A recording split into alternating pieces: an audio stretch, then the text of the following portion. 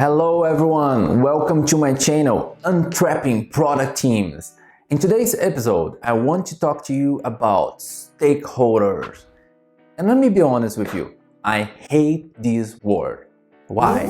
Because this is like something that is one size fits all. Imagine a big bucket and everything you can throw there. Clients, sponsors, investors, business partners, accountants, everyone goes inside this bucket and they call it stakeholder. And then you as a product professional need to do a stakeholder management. How are you supposed to do that if everyone goes inside the same bucket? I wonder. So let me simplify that for you. There are better ways of doing that than putting every single person you interact with in the same bucket. Because the meaning of word stakeholder is anyone who has any interact whatsoever with the product is a stakeholder. A system can be a stakeholder as well. But we will make that simple, and then your life can be a bit better. Because the reality of product professional is simple. Gazillions of people want to talk to you, and all of them want a little piece of your knowledge or your prioritization or something, and they will bombard you with requests, demands, orders, wishes. And how you deal with that defines how successful you can be. And that's why I want to help you with that. It's really important. The first part I want to give you an advice is learn how to say no. If you don't know how to say no, better not be a product professional because your life is gonna suck. That's it. If you say yes to everyone, you cannot deliver meaningful value. And how can you say no? You can say no if you have a goal to pursue, a vision to follow, something to be based upon. If you have solid prioritization techniques, then you can ask your stakeholders something like, I'm quite interested in what you were saying, and help me understand that better. How would that request help us achieve this goal? Generally, the answer will be silence. Maybe, we don't know. Maybe it is important, but not to this goal, for something else. And you say, I'm afraid that our team is focused on achieving this goal. Maybe after that, we can talk about something else, but not now. And this request is not going to be part of your backlog. So you say no in a way that they will follow. They must understand why the request will not be part of your product backlog.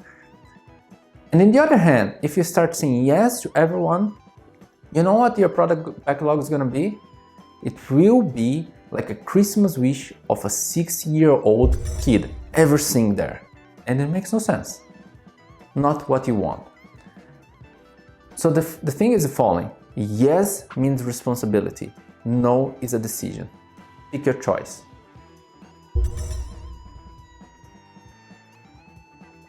Now, let's talk about how you classify your stakeholders.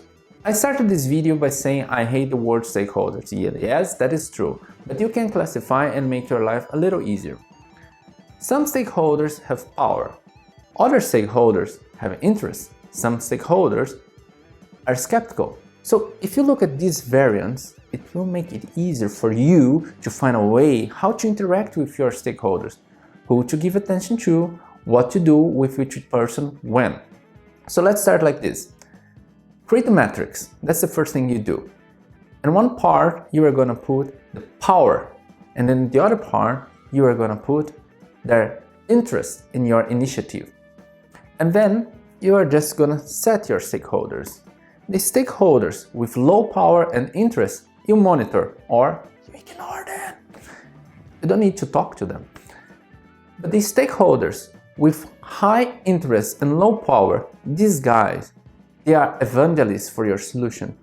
You better inform them something is going to happen. Although they don't have power, they are interested, they can help you. And then you have the stakeholders that have high power and low interest in your initiative.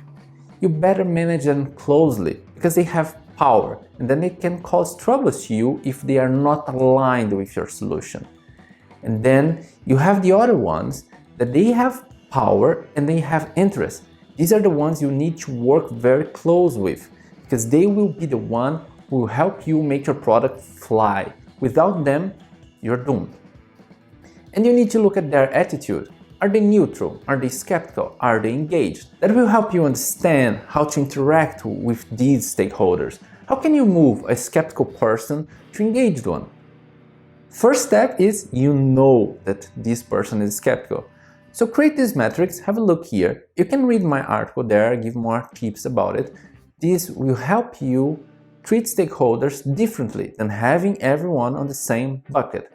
Another thing I want to tell you, I don't like using the name stakeholders for end users, because end users are the ones that we create value for, and they are really the guys using our product. And if we compare them with stakeholders, I prefer saying business stakeholders are our partners, they are enablers. We interact with them to deliver value for the end users.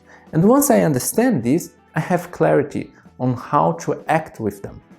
I hope this makes you understand it better, the importance of separating business stakeholders from real end users. Now, my last tip for you, don't let opinions drive you. What happens in the daily business is the following. A lot of people have opinions, and a lot of them are pointless, are just based on nothing, based on opinion. And you, as a product professional, you need to learn how to differentiate opinions from fact.